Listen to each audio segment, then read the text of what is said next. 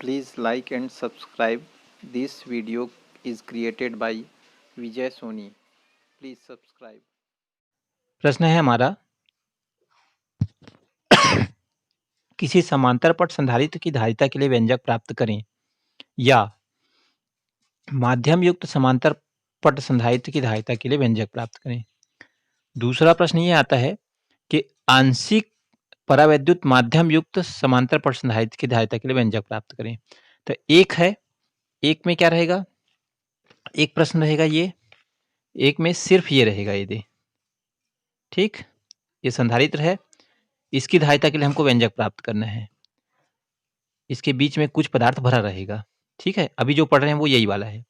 इसके आगे हमारा जो दूसरा टॉपिक आएगा वो आएगा ऐसा, ये संधारित्र रहेगा जिसमें कुछ मात्रा में क्या रहेगा, परावैद्युत पदार्थ भरा रहेगा। तो अभी हम पढ़ रहे हैं ये वाला समांतर पट संधारित्र की धारिता के लिए व्यंजक प्राप्त कीजिए करके, ठीक। इसके लिए हमको कुल 4 सूत्रों का प्रयोग करना होगा।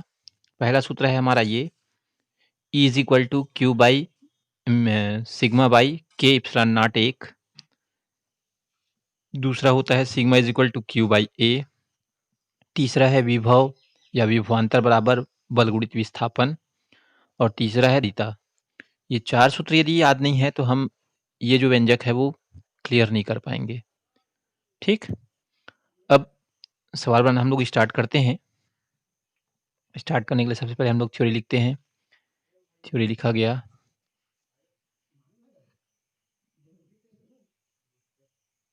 माना ये हमारा क्या है, एक समांतर पट संधारित्र है। प्रश्न ऐसा भी आ सकता है कि समांतर पट संधारित्र से आप क्या समझते हैं करके।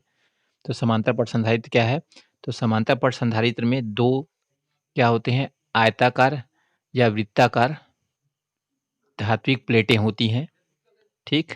मान लिया गया इसमें से पहला प्लेट ए है, दूसरा प्लेट बी है। ये दोनों जो प्लेटों के बीच की जो दूरी होती है, दोनों प्लेटों के जो बीच की दूरी है ये, वो है डी। और इन दोनों प्लेटों के बीच में कोई भी के परावैद्युतांक का क्या भरा हुआ है, एक माध्यम जो है वो भराया हुआ है। ये परावैद्युत पदार्थ क्या हुआ है, इसमें भरा हुआ है। ये हो गई इसकी रचना। पहले प्लेट को विद्युत स्रोत से जोड़ते हैं, मतलब बैटरी से जोड़ते हैं, और दूसरे प्लेट को जैसा कि बताया हूं मैं कहाँ जोड़ देते हैं, पृथ्वी से जोड़ देते हैं, ठीक।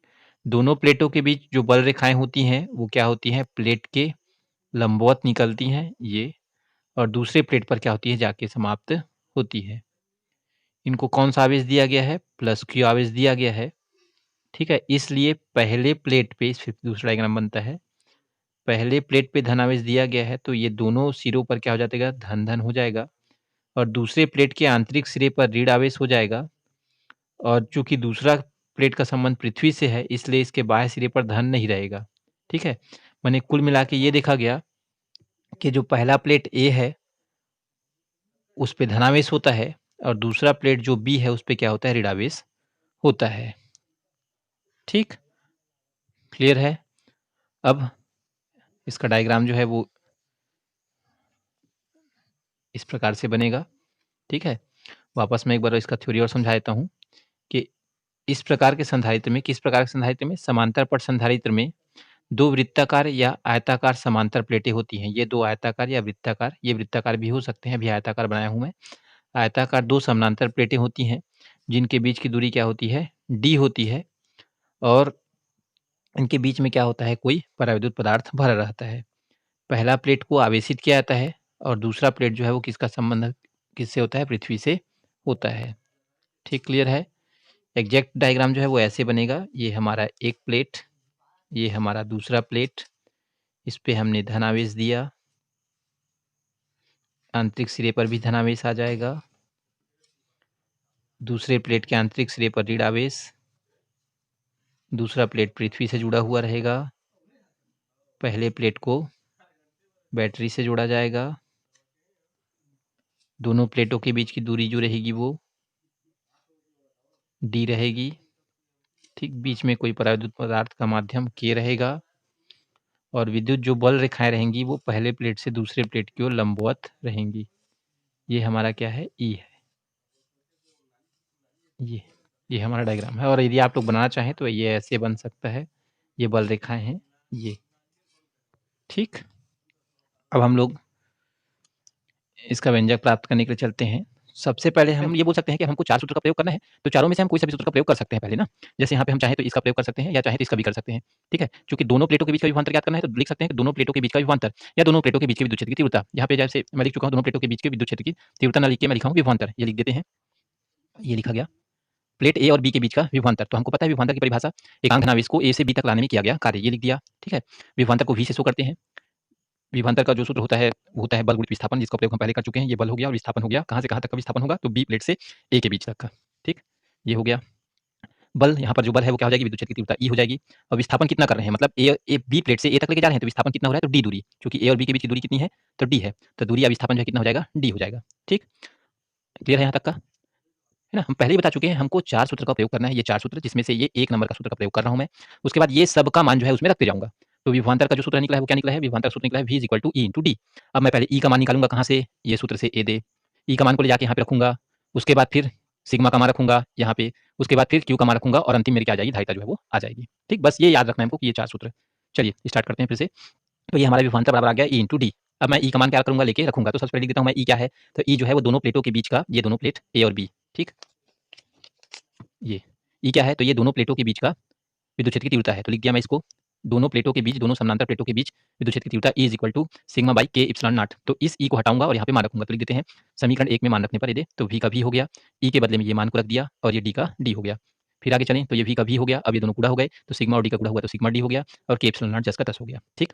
अब ये हो गया हमारा समीकरण नंबर 2। अब हमको तीसरे सूत्र से यहाँ से, ये तीसरे सूत्र से सिग्मा का मान उठा के वहाँ पे रखना है। चलिए फिर लिख देता हूँ मैं यहाँ पे, सिग्मा हमको पता है सिग्मा क्या चीज़ होता है? तो पृष्ठीय आवेश घनत्व होता है। पृष्ठीय आवेश घनत्व सिग्मा = Q/A होता है। तो ये लेके मैं रख दिया। इस सिग्मा का मान को यहाँ लेके रखूँगा। रख देते हैं चलो। तो ये V का V हो गया। अब ये सिग्मा के बदले में मान रखा हूँ, रेड में है ना मान, ठीक? और ये D का D हो गया और ये K एप्सिलॉन नॉट भी 10 का 10 हो गया। अब उसके बाद हम इसको पलटा के गुणा कर देते हैं। तो ये पलट गया, QD का QD हो गया और A जो है वो इसके साथ गुणा हो गया पलट के, तो ये 10 का 10 हो गया, ठीक? K एप्सिलॉन नॉट A हो गया ये, ठीक है? फिर आगे चलिए, अब 3 सूत्र का प्रयोग कर लिया हम लोग। हमारा सूत्र ये है, इसका प्रयोग कर लिए, ये हो गया, ये हो गया, अब ये बचा हुआ है। इसका प्रयोग करते हैं, लिख देते हैं, हमको पता है कि ये क्या है? धारिता है। ये लिखा गया चौथा, संधारित्र की धारिता क्या होती है? तो C = Q/V होती है। इस मान को ले जाके कहाँ रखना है हमको? हमको ज्ञात क्या करना है? पहले ये देखते हैं, इस मान को रखना है कि इसमें रखना है? हमको ज्ञात करनी है क्या? हमको ज्ञात करनी है धारिता, ज्ञात करनी है। तो ये धारिता का मान यहाँ पे पहले से है। तो अब मैं क्या करूँगा? यहाँ से V का मान उठा के यहाँ रख दूँगा। तो ये C का C हो गया, Q का Q हो गया और इस V के बदले में, ये V के बदले में इस मान को इधर रख दिया। ठीक? फिर से 3 बटा हो गया, पलट के गुणा कर दिया फिर से। तो ये Q और Q क्या हो गया? फिर से कैंसिल हो गए। तो K एप्सिलॉन नॉट A बटे क्या बच गया? D बच गया। K एप्सिलॉन नॉट A बटे D। ये हमारा क्या है? समांतर पट संधारित्र की धारिता के लिए व्यंजक है। ठीक है? थोड़ा-सा इसमें और बचा हुआ है। अब फिर ये देखते हैं हम लोग, ये हमारा पीछे आया था C = K epsilon not A। अब ये देखते हैं कि यदि जो बीच में बोला था मैं यहाँ पे, ये चित्र देखते हैं हम लोग, मैं बोला था यहाँ पे कि यदि ये बीच में K भराया है, कोई पदार्थ भराया है, तो यदि बीच में कोई पदार्थ नहीं भराया रहेगा, यहाँ पे मान लेते हैं, यहाँ क्या रहेगा? बीच में हवा रहेगा या निर्वात है, तो उस स्थिति में, तो निर्वात रहेगा तो उस स्थिति में निर्वात या हवा का जो K का मान होता है वो क्या होता है? 1 होता है। इसलिए इस K को हटा दूँगा और 1 लिख दूँगा उसके बदले में, तो क्या हो गया? C = एप्सिलॉन नॉट और A, एप्सिलॉन नॉट और A बटे D। ठीक? ये क्या है? तो किसी समांतर पट संधारित्र की धारिता के लिए व्यंजक है। ठीक है? इसी प्रश्न को थोड़ा और आगे बढ़ा देते हैं, तो ऐसा हो सकता है कि समांतर पट संधारित्र की धारिता के लिए व्यंजक, धारिता को प्रभावित करने वाले कारक। आप एक चीज़ को एकदम क्लियर कर लो कि ये कारक जहाँ पे आता है, क्या चीज़ के लिए कारक? तो संधारित्र की धारिता को प्रभावित करने वाले कारक। जैसे ही कारक शब्द आया तो हमको एक सूत्र खोजना रहता है। संधारित्र की धारिता के लिए सूत्र ये हमारा C = एप्सिलॉन नॉट और A बटे D। ठीक है? इसी को हमको क्या करना है? बारी-बारी विस्तारित करना है। देखो एक-एक ठो लेते जाता हूँ मैं। तो C = A, देखो सीध में है तो C और A लिख दिया मैं। दूसरा C और एप्सिलॉन नॉट, ठीक? ये लिख दिया हूँ। ये C और एप्सिलॉन नॉट A दे, और C और D कहाँ है? तो D नीचे में है, तो C = 1 बटे D। तो प्रभावित करने वाले कितने कारक हैं? तो 3 कारक हैं। पहला क्षेत्रफल, दूसरा D माने दूरी, दोनों प्लेटों के बीच की दूरी। देखो D कहाँ माने थे हम लोग? तो D A माने थे, दोनों प्लेटों के बीच की दूरी D था। तो किसके ऊपर डिपेंड करेगा? दोनों प्लेटों के बीच की दूरी पर। तीसरा किसके ऊपर में?